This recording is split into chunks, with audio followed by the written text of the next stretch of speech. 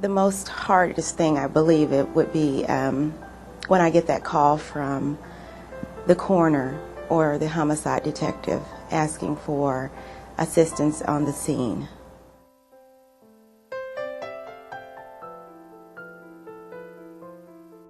It was a difficult process. Obviously the parents are extremely upset.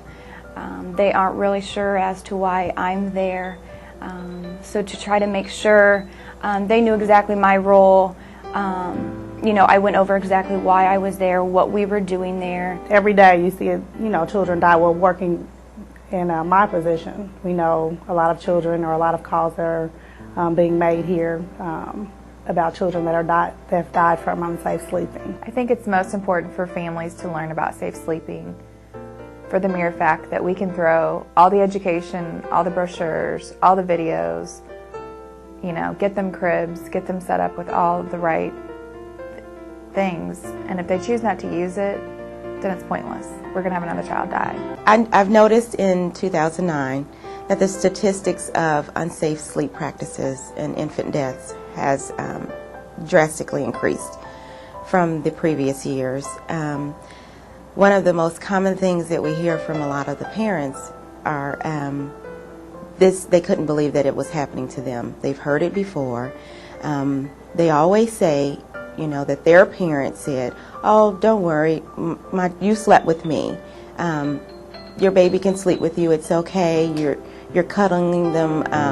They're in a soft sleep area. They'll sleep longer on their stomachs."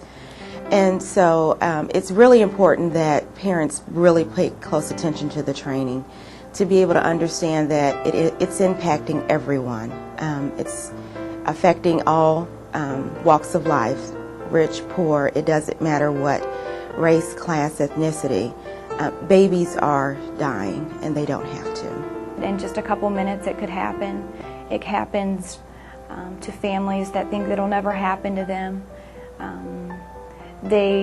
And a lot of times the unsafe sleep practices have to do with mothers wanting a sense of connectedness to their child. They think if they sleep with them, that's a sense that they're getting, that they're bonding. In all actuality, that can be a life-threatening situation for this child. Safe sleep practices are really important for you as a family, is because I see deaths almost every week from a child, an infant, who has been placed in a position that he or she cannot get out of, causing death. Once there is a death, that child is gone. The family will grieve forever on that child. I got involved with this program not as a profession by choice, but by circumstance. My husband and I woke on Christmas Eve morning and found our 2-month-old son was not breathing. It was life-altering, and he was not resuscitated. And his death was real sudden infant death syndrome. Truly life-altering. And I knew I couldn't change that babies died, but I hoped that I could change how families were treated when their babies did die, because we were treated very appropriately, from the first state trooper that walked in our front door to a public health nurse that came several weeks later. But we do know some risk reduction practices that parents can incorporate. And so I think you should stand on the rooftop and shout and tell everyone. As a bereaved mother, I would want every new and expectant parent, grandparent, and child care provider to have this information and be able to incorporate those things in their daily routines.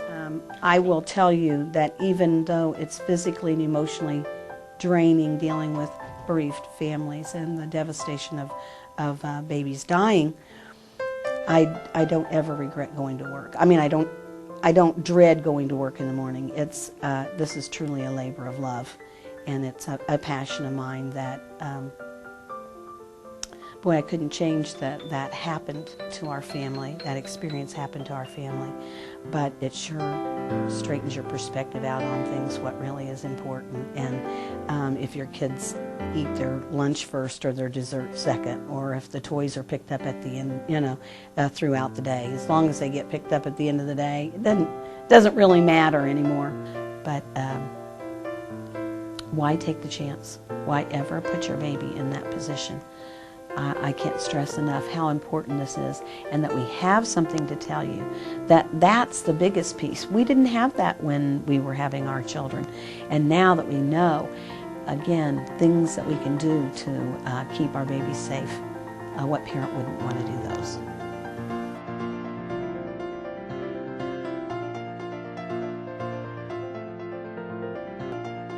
And we, what parent? What parent? What parent? What parent? What parent? What parent? What parent? And we.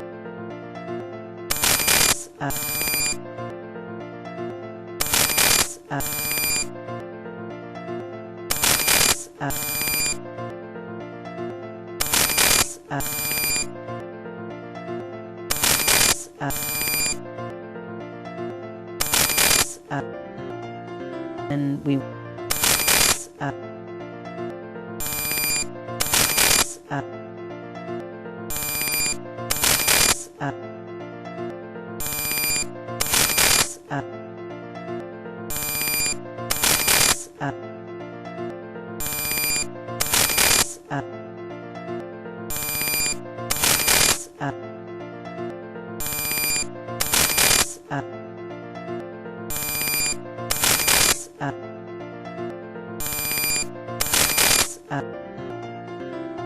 And we. And we.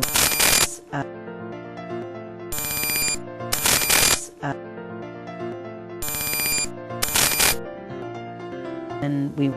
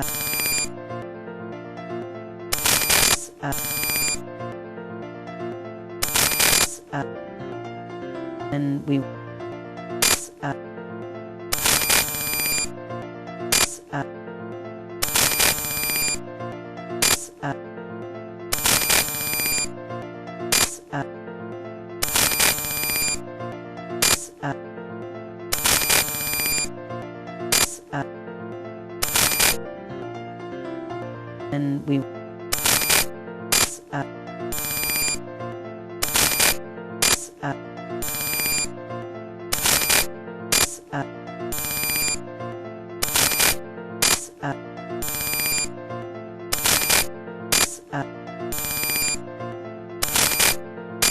And we. And we.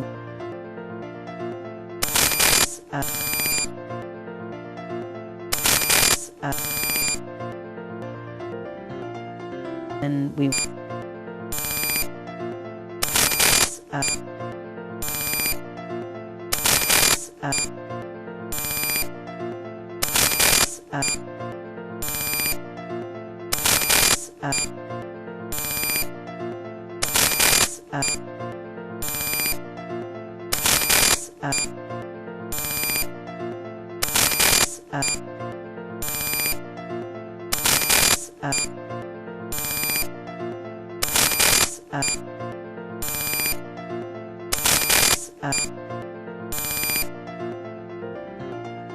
And we. matter and we matter and we matter and we matter and we matter and we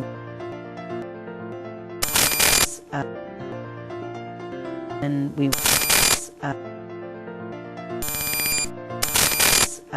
and we matter and we